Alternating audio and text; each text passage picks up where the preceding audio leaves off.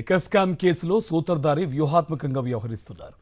ఆ వ్యవహారాన్ని రక్తి కట్టించేందుకు పాత్రధారుల ఎంపికను పక్కాగా చేస్తున్నారు.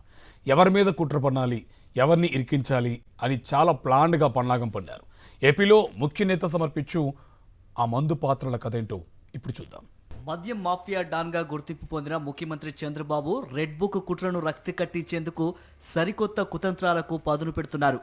మద్యం కుంభకోణం కేసులో వ్యూహాత్మకంగా పాత్రధారులను ఎంపిక చేసుకుని ప్రలోభపెట్టి బెదిరించి దారికి తెచ్చుకుని అబద్ధపు వాంగ్మూలాలతో రోజుకో బేతాళ కథను తెరపైకి తెస్తున్నారు.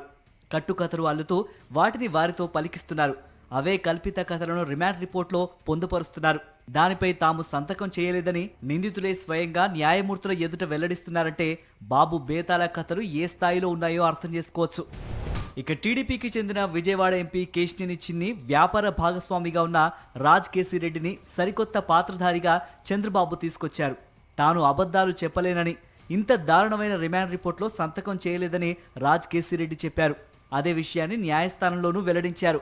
సిట్ అధికారుల వేధింపులు, అబద్ధపు వాంగ్మూలాలపై 3 సార్లు కోర్టుకు మొరపెట్టుకున్న వాసుదేవరెడ్డి చివరకు తమ దారికి రావడంతో ప్రభుత్వ పెద్దలు ఆగమేఘాలపై రిలీవ్ చేసి కేంద్ర సర్వీసులకు సాగనంపారు. రెడ్ బుక్ అరాచకాలు, బెదిరింపులను డిస్టిలరీల యజమానులు సైతం న్యాయస్థానానికి నివేదించారు.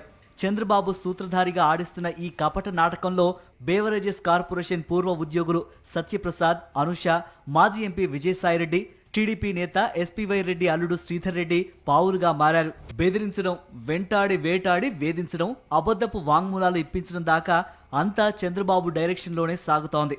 స్కిల్ డెవలప్మెంట్ కుంభకోణం కేసులో అడ్డంగా దొరికిపోయి బెయిల్పై ఉన్న చంద్రబాబు గత ప్రభుత్వం అమలు చేసిన పారదర్శక మద్యం విధానంపై దుష్ప్రచారం సాగిస్తూ అవే అంశాలను పాత్రధారులతో పలికిస్తున్నారు.